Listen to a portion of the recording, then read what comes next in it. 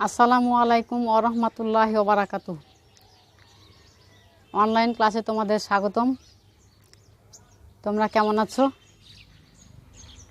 ইনশাআল্লাহ আশা করি তোমরা ভালো আছো। আলহামদুলিল্লাহ আমিও ভালো আছি।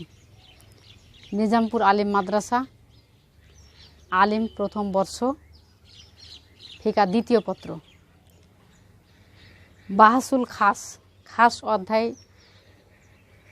এর অনেকগুলো প্রশ্ন আছে। তো তার মধ্যে হচ্ছে যেগুলো পড়ার মতো, যেগুলো মানে তোমাদের জন্য বেশি ইম্পর্টেন্ট, এগুলো আমি পরস্পরে দিতেছি। তো হচ্ছে আর আমি হচ্ছে উম্মে সালেহা, প্রভাষক আরবি। তো যা হোক শুরু করি। বাহাসুল খাস খাস অধ্যায়ের সোয়াল প্রশ্ন হচ্ছে হারাফুল আমর। এটা খুব ইম্পর্টেন্ট প্রশ্ন। হারাফুল আমর লোগাতান ও শারান, আমরের আবিধানিক পারিভাষিক পরিচয়। মা বায়ানে ফাওয়ায়েদে কুয়ুদ সহ এর বর্ণনা। হাল ফেলুন নবী সাল্লাল্লাহু আলাইহি সাল্লাম মওজিবুন আলাল উম্মাতে, অর্থাৎ উম্মতের উপর রাসূলের কাজ, রাসূল সাল্লাম যেসব কাজ করেছেন, যা কিছু করেছেন উম্মতের উপর, তা ওয়াজিব কিনা, মওজিব মানে ওয়াজিব কিনা, বাইন মোদালান, দলিল সহ বর্ণনা। অর্থাৎ এর ব্যাপারে ইমামরা কি বলেছেন, কোরআন হাদিসে কি আছে, এ নিয়ে এটার বর্ণনা। তো যা হোক শুরু করি। উসুলুস ফিকা শাস্ত্রে আমর একটা গুরুত্বপূর্ণ অধ্যায়, আলোচ্য বিষয়। এটি খাসের একটা অন্যতম প্রকার। খাসের একটা প্রকার হচ্ছে আমর। এর দ্বারা সাধারণত বান্দার উপর শরীয়তের পক্ষ থেকে কাজের আবশ্যকতা আরোপিত হয়। আমর মানে কি? আদেশ। বান্দার উপর যেগুলো আদেশ হয় সেটা হচ্ছে আমর। শরীয়তের অধিকাংশ মাসালা এ থেকে উদ্ভাবিত হয়েছে। অনেক মাসালা শরীয়তের এই আমর থেকে উদ্ভাবিত হয়েছে। মানাল আমরে লুগাতান, আমরের আবিধানিক অর্থ। আমর শব্দটি বাবে নাসারাইয়ের মাসদার। এটা এক বচন, বহু বচনে উমরুন বা আওয়ামের। আর আবিধানিক দৃষ্টিকোণ থেকে আসল অর্থ হচ্ছে আদেশ দেয়া বা নির্দেশ করা, কাউকে আদেশ করা।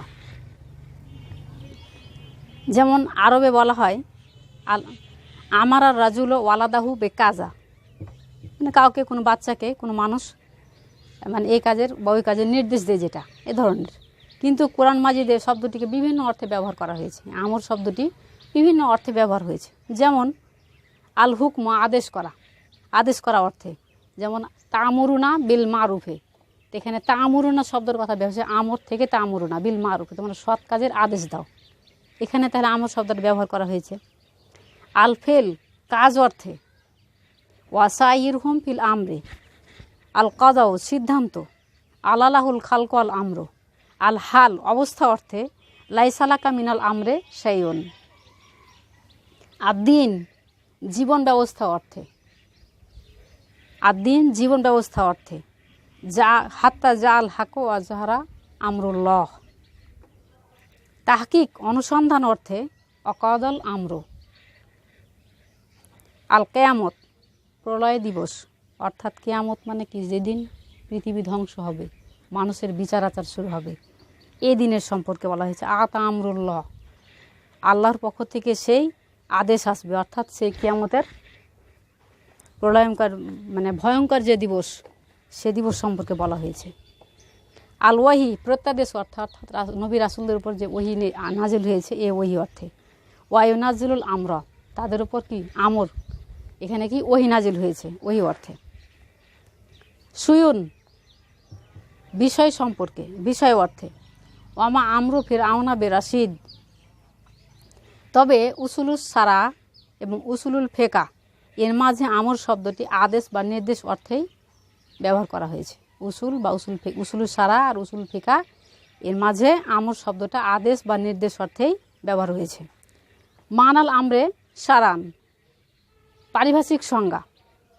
পরিভাষায় আল মানার প্রণেতা আল্লামা নাফাসি রহমাতুল্লাহ আলাই বলেন, আল আমর হুয়া কওলুল কয়েলে লে গৈরিহি আলা সাবিলিল ইস্তেলাই ইফআল। বক্তা নিজেকে উচ্চ মর্যাদা সম্পন্ন মনে করে কাউকে ইফআল বা করো বলে আদেশ যে করে এটা হচ্ছে আমর। যেমন উনসুর সাহায্য করো, ইফআল এটা করো, ইদরিব মারো, উক্তুব লেখো, এই যে আদেশ করছে যে এটা হচ্ছে আমর। আল্লামা নিজামুদ্দিন শাসি রহমাতুল্লাহ আলাই বলেন হুয়া তাসারুফু ইলজামিল ফেল আলাল গায়রি, অর্থাৎ অন্যের উপর কোনো কাজ আবশ্যক করে দেওয়ার ক্ষমতা প্রয়োগ, অর্থাৎ যে বলছে তারও তো একটা ক্ষমতা আছে, এই ক্ষমতা প্রয়োগের নাম হচ্ছে আমর বা আদেশ।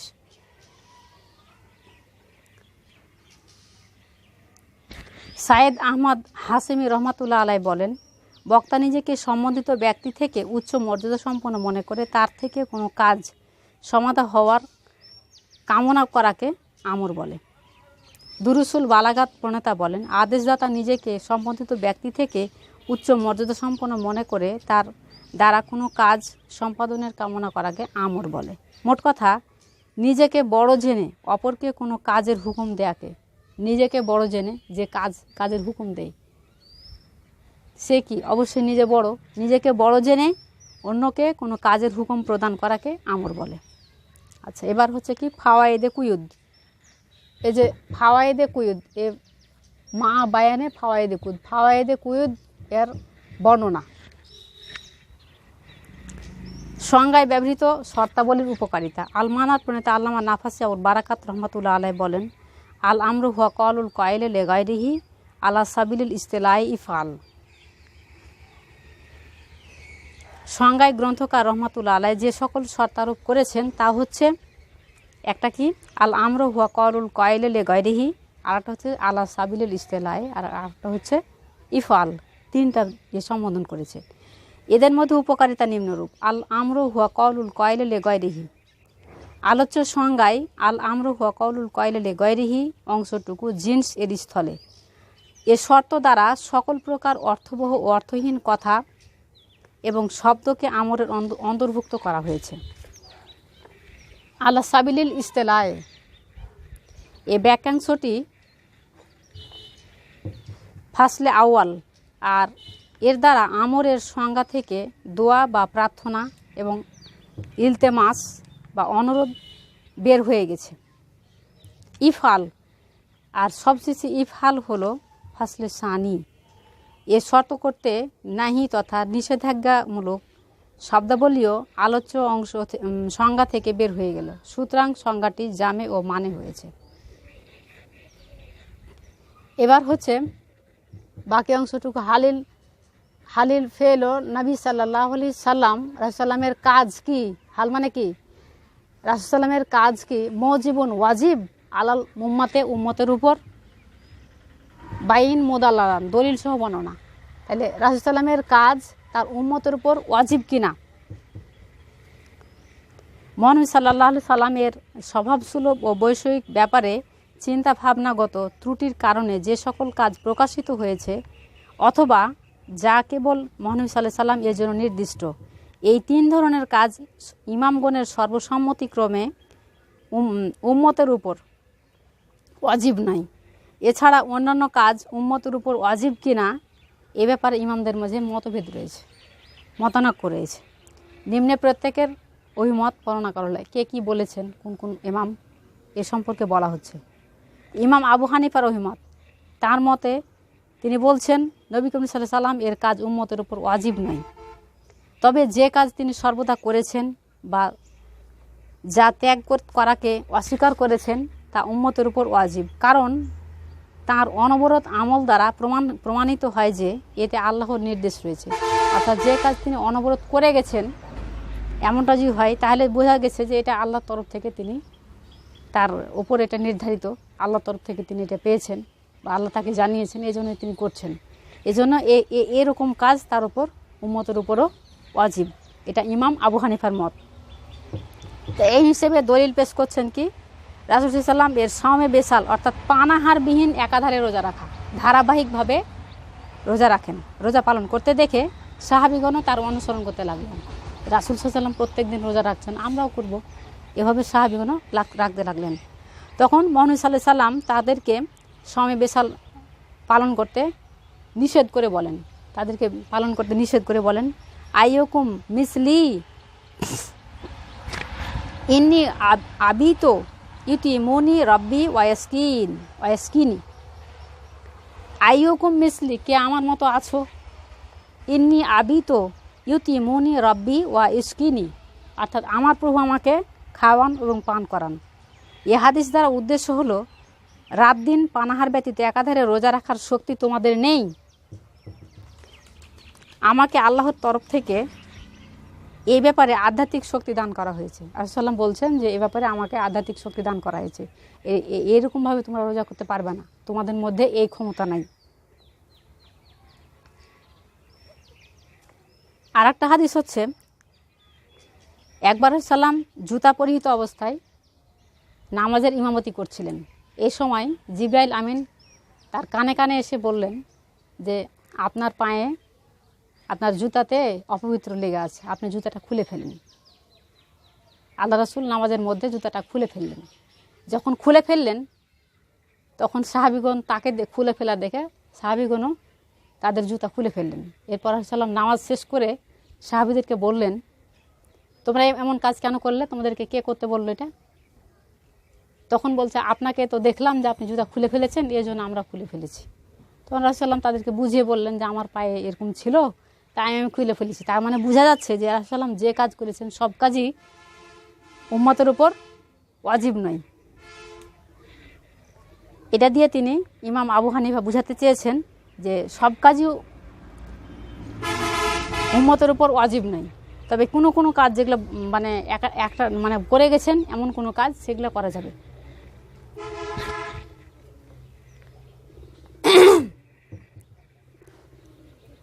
ইমাম শাফি রহিমত, ইমাম শাফি কি বলছেন?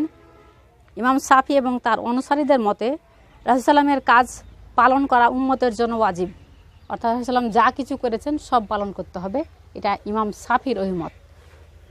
দলিল হচ্ছে ইমাম শাফি সিও মতের সপক্ষে একটা নিজে দলিল পেশ করেন যে খন্দকের যুদ্ধে 4 রাকাত নামাজ কাজা হওয়ার পর রাসূলুল্লাহ সাহাবীদেরকে বললেন, সাল্লু কামা রাআইতুমুনি উসাল্লি, তোমরা আমাকে যেভাবে নামাজ পড়তে দেখো সেভাবে নামাজ আদায় করো। এ হাদিসটা বর্ণনা করলেন। এ হাদিস থেকে বোঝা যায় নবী সাল্লাল্লাহু আলাইহি সাল্লাম কাজের অনুসরণ উম্মতের উপর ওয়াজিব।